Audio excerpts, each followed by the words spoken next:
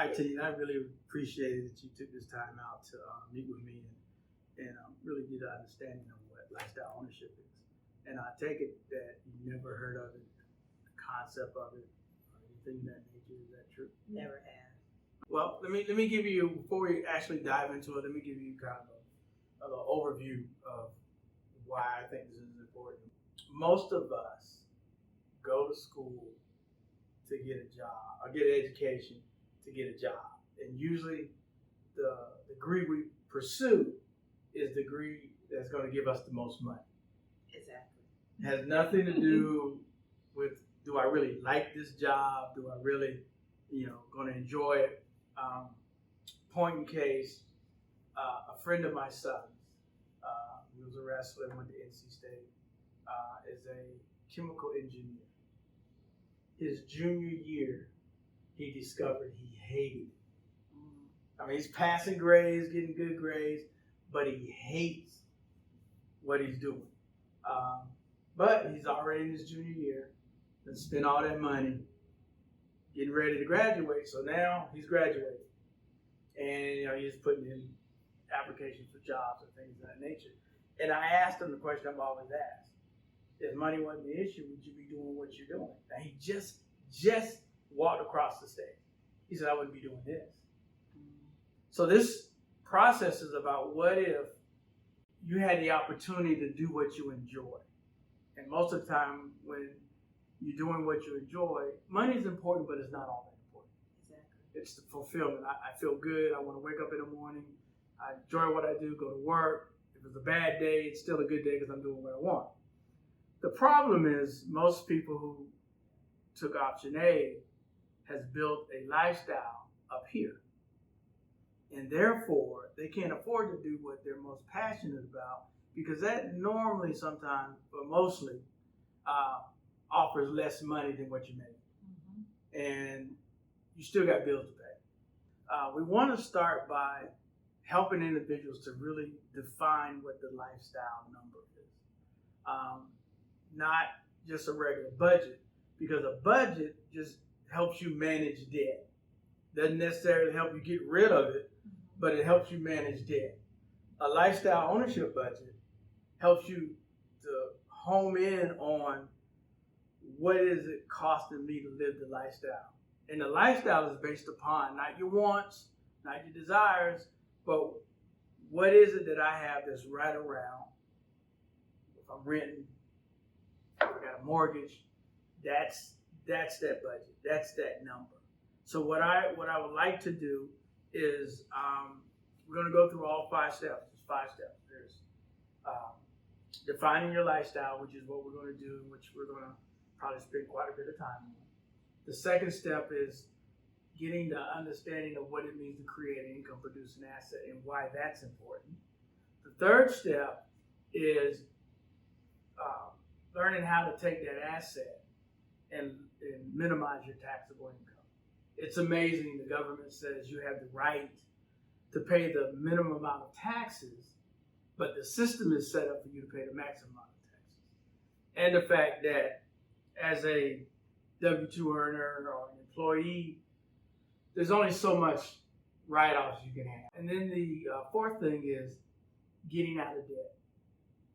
Getting in the mindset that my dad used to tell me, if you can't pay cash, you don't need it.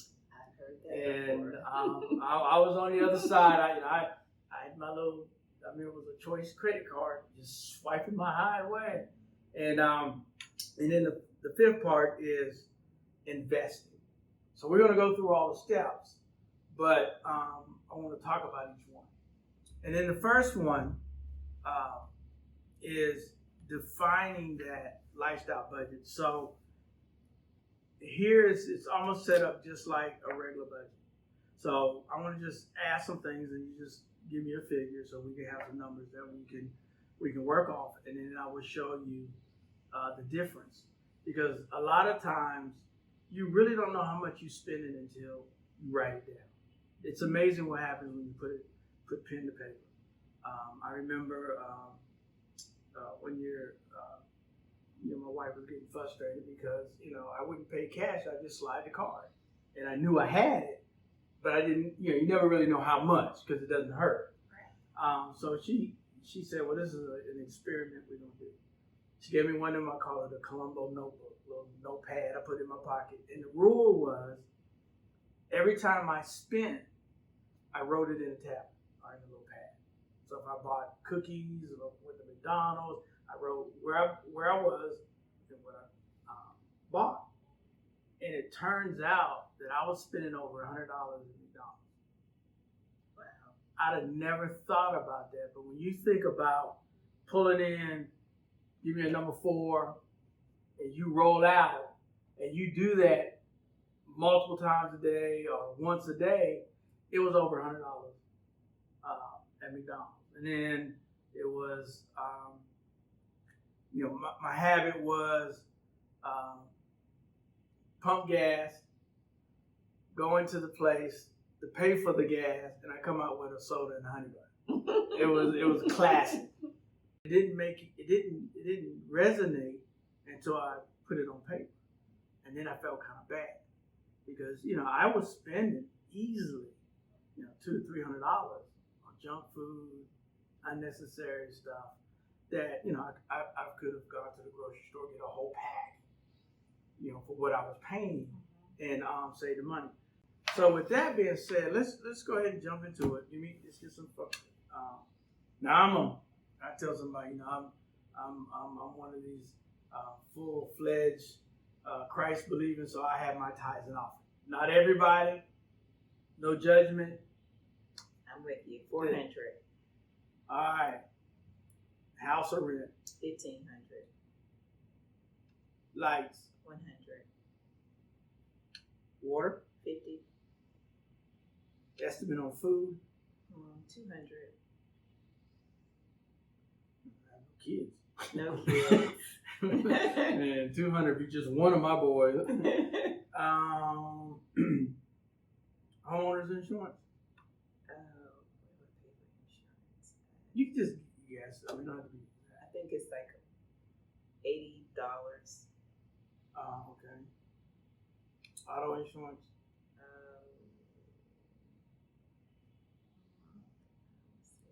130. You life insurance. I think it's $40. Cable. Cable, internet, all combined, it's like $120. Cell. 80. You have a landline. No. Security system. No. Any identity theft insurance. No. Anything that's around the house that you're paying for that is not mentioned here. No. That's pretty much everything. Mm-hmm. So, as you know, we haven't talked about consumer debt. No. So that's extra. So let's add this up right quick. So we come up with your lifestyle number is $2,700 a month. Okay. That's $32,400 a year net. Yeah, you don't have to pay on the same. But the interesting thing is that when people come up with that number, they may be making 60, 70, 80,000, but yet at the end of the month they're still broke. So that's your lifestyle number. $3,200 a month. When somebody say, what's that number you got to bring home? And I know in insurance they used to always say, what's that number you got to make? And we, I got to make $6,000 a month. We have no reason of why just $6,000 is nice. Right. Here it is, whatever it is that you're doing, I got to bring home $3,200. So technically, let's throw in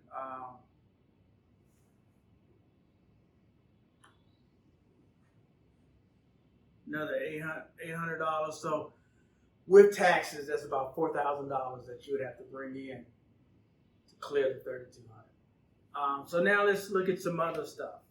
Let's say you got a car loan. I owe $1,800 left on my car loan. So no, what's the month? It's 5,000. I mean, excuse me. 5,000. You owe 1,000. 465. 465. And I'm down to my last 2 months. Fantastic. Yeah. All right. Any student loans? No student loans. Any credit cards? Just one credit card. And Lovely. it's only $25. Any store credits? Any other loans? Anything that you owe on that needs to be okay? So we're talking about is that 490? This is good. Yeah. 32. I try to stay within a certain budget for the most part. See, this is one of the situations where things are not that bad, but I've had situations where by the time they got 2 car loans, one's $500, the other one's $600. You know, they got a student loan, which is another $600. They got credit cards, and they're paying $400 or $500 a month on credit card debt, and some of these other things. So by the time you finish adding that all up, that amount plus the other amount is where they're financing their lifestyle, where they cannot afford it. So basically what we're looking at right here is that you got $490 that is considered consumer debt. And that $490 is going to come back when we talk about investing. So automatically, you look at your financial situation, and in your mind, the number that should stick out is $3,200. Whatever job I got, whatever I'm doing, my number is I got to bring home $3,200. So as an entrepreneur, your own business, you don't have to really bring home the $4,000. I just need $3,200. And the neat thing, and I know you do have your own business, so I'll direct it from that perspective.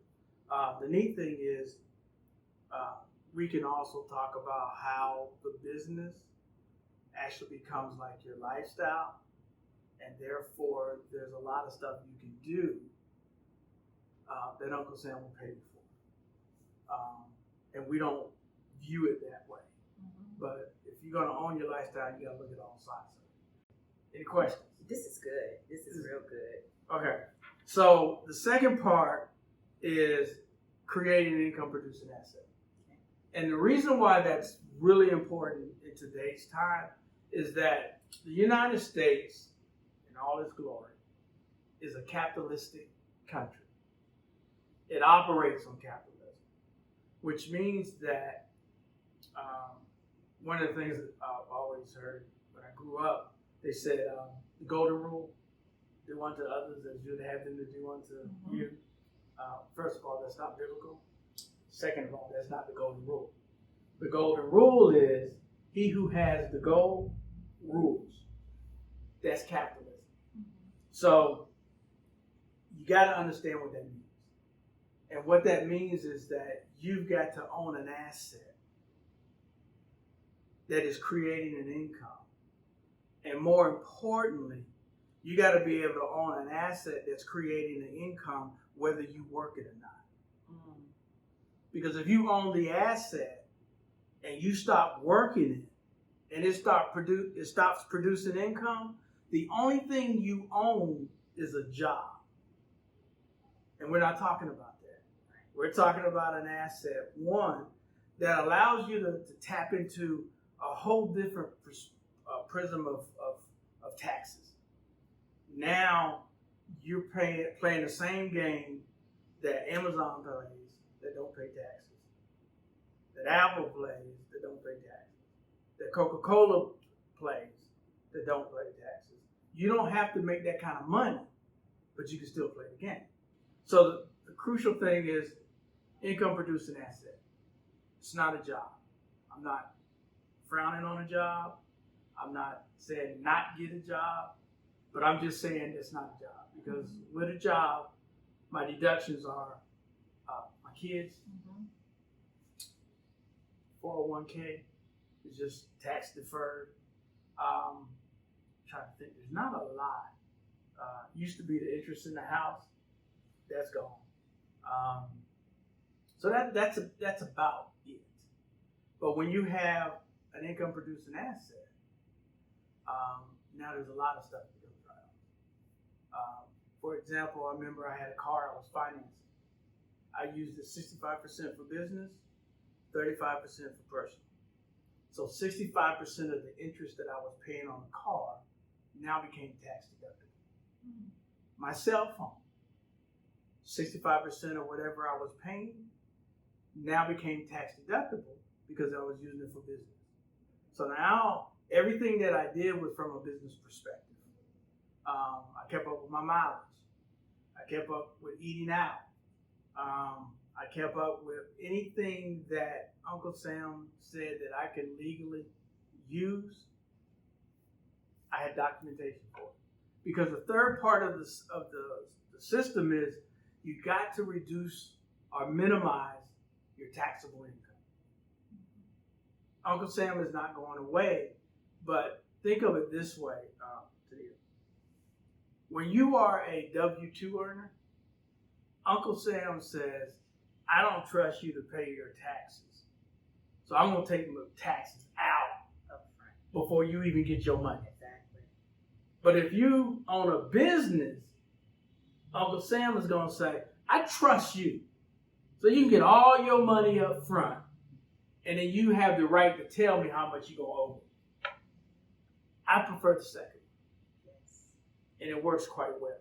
So you got to do things from a business perspective. Everything that you think about has to be from a business perspective. So if if your business allow you to do business in other states, you got to think about more. I'm expanding my business. I'm going to see who I can get into my business, write business, because I need to write that off. Mileage, always take mileage over actual. Because you would always, especially if the car is older, you will always benefit from that. But the tax thing is a whole nother class, but it's important to understand in a capitalistic society, the tax system is designed to benefit the business owner, not the W-2 earner. So now all of a sudden within your lifestyle, you're understanding that I got an asset and I need to minimize my taxes. The next thing you got to do is you got to knock out your debt. Because most people will come up and say, I'm going to go invest. But they're carrying $25,000, $30,000 worth of debt. And most interest, credit card interest, is, they're in double digits. Yeah. You may get 1, 8, 9%, or get that little, I call them teasers. Mm-hmm. It's low coming in, the offer, or 12 months of whatever you transfer is this, and it goes up to 16.99 as a minimum. There is no investment that you can put money in that's going to give you a big enough return to recoup the 16% or 17% you're paying on the credit card and keep you in the positive. So as an investment, I'm telling you, whatever these balances are, now if the credit card is a net 30, I have no qualms about that. That means at the end of the month, before the billing period, the next billing period, you pay it off. The rest of that, you pay it off. Because the moment you pay it off, two things happen. So what we don't realize is interest robs us two ways. It takes our money, and then it takes the potential of what we could have made off of that money. So the moment that debt is gone, you now can keep the interest that you would have gotten off of that for yourself. So getting out of debt is crucial. Now, I've had arguments with people about, I had one recently about that, interest rate's so low, debt's not going to keep. Man, you got to get to the point where you owe no man. Because there was a time where, I can't remember who told me this, but it was like, debt gives you the license to pretend you're the owner. That's a good one. Because if you don't pay the bill, the real owner gonna come and get their mess. Exactly. And why put yourself in that position? And what the pandemic had done last year is it had made a lot of people to reevaluate what's real important.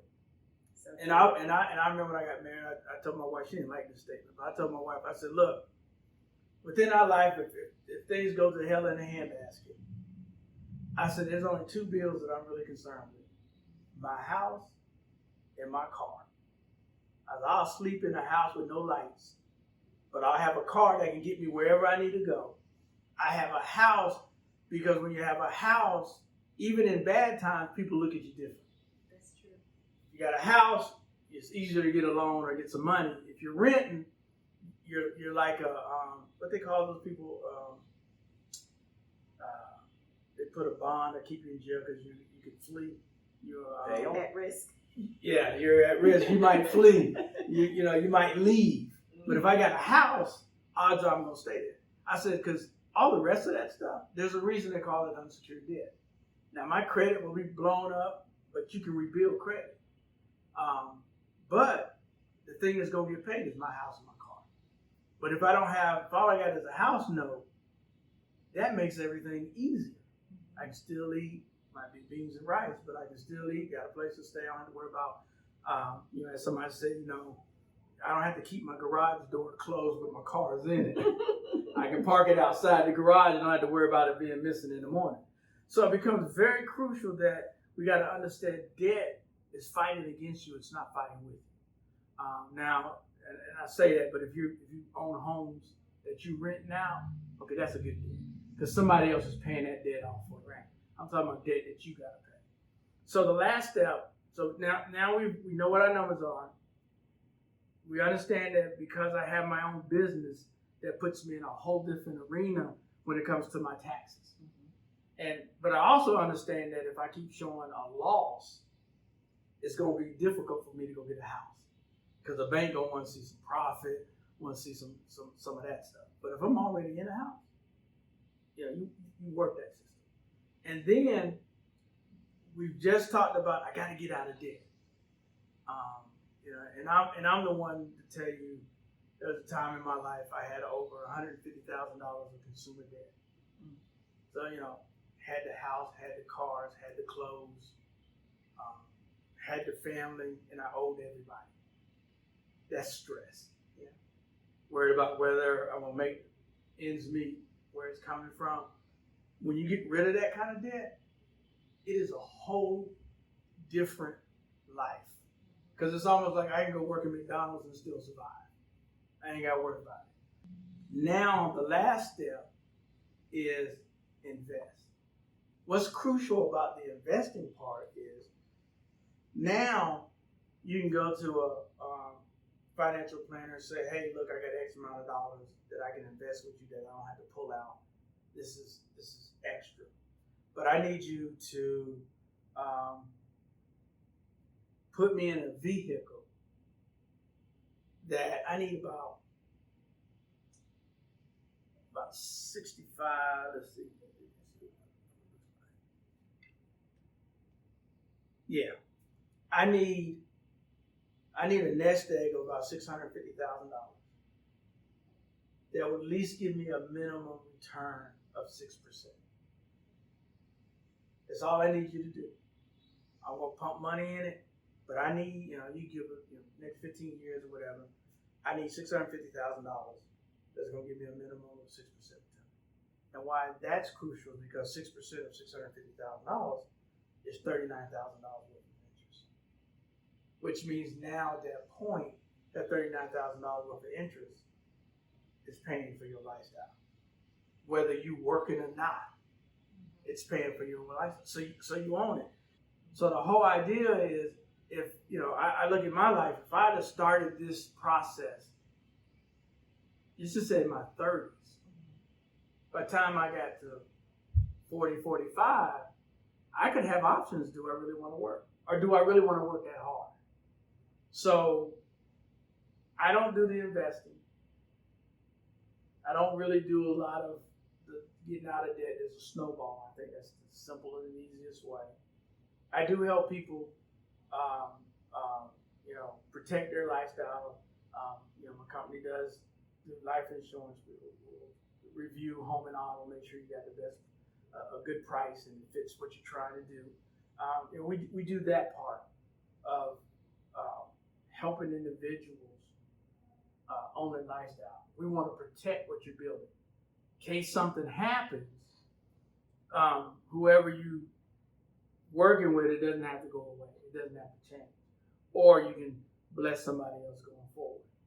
So the lifestyle ownership is all about you owning your lifestyle and being able to call the shots and do how you want it, when you want it, and like you want it. And this is what makes it so good is I'm not sitting here going, it's this is the lifestyle you got. No, it's a process.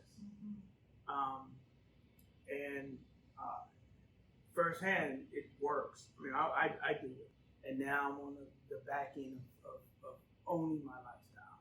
And it's a wonderful feeling. Here's the other reason why I like this approach. Most financial planners, when you sit down and have a conversation with them, the number one question they like to ask is, well, how much money do you want to have when you retire? And they're always trying to figure out how they can get the most. And, nothing wrong with that. That's one way of handling it. But the neat thing about this is when I sit down and talk to them, I know exactly how much money I need to retire like I want because I've already got it in place. So it's not me relying on them. I'm coming in with a roadmap. Yo, dude, I need whatever that's going to pay me $39,000 a year. Your job is to figure out what mechanism I need, but I'm coming to you with what I need. You got to give me a solution to how to get there. That changes the whole dynamics of sitting down with a financial planner. And I don't want to take anything from it because I personally use one, but I use it from this perspective. Exactly. Here's what I want to do, and if he can't give me a process that's going to do that, I move on. You take this and you interview the financial advisor. Here's what I'm looking at. Here's what it's costing me lifestyle. I need to figure out how much I need to maintain that if I don't ever work again. Because it's not about having all the money. See, the thing is, I don't have to be a millionaire to be wealthy. So true. The definition of wealth to me is wealthy people don't work. So whatever that number is, where I can have it, where I don't have to work and I get to maintain my lifestyle, I'm wealthy. Whether I got 6 figures, 7 figures, where I'm on Forbes richest 500 or not. Matter of fact, I don't want to be on that because I don't need people targeting me. But it's about, can I afford the lifestyle that I desire? And that's, to me, the more filling thing about life. That's where you create the memories. You're driving a late model car, but every weekend you're in another state, making memories, not stressing out, trying to figure out how I'm going to pay for it. I'm not knocking. I just think this is more of a financial path, especially if for young folk, if they're starting out and they really don't know, but they know what they're passionate about. You got to line it up. And what I love about this is that you're giving people the tool to write their own vision and make it plain. Because a lot of times we have all these lofty ideas, but they're not attainable because they're not realistic. But here, it's right before you. You create your own path. And if you want to change it, it's a numerical equation. You just change the value, and then you go back and say, well, I got to put X amount of money into this pot. But this is it. And then from this part, I like for you to go home and think about it. See if this really makes sense. If there's some questions, there's no pressure. And then if it does, one of the next steps is like, let's see if we could do a policy review over your home and auto. See if there's anything that we could save free up to help pay off the car. And then when we get that done, we'll make sure and also review your life insurance, make sure that's in place and there's enough to cover what it is that you need. And then we start talking about if you don't already have a financial advisor, I got a financial advisor that he uses this system himself. And then we can sit with him and explain what we're trying to do, and he can set things in place to help you reach that goal of $650,000 to really retire and enjoy life without bringing all this extra stuff that you may not necessarily need. Awesome. I'm excited about my lifestyle number.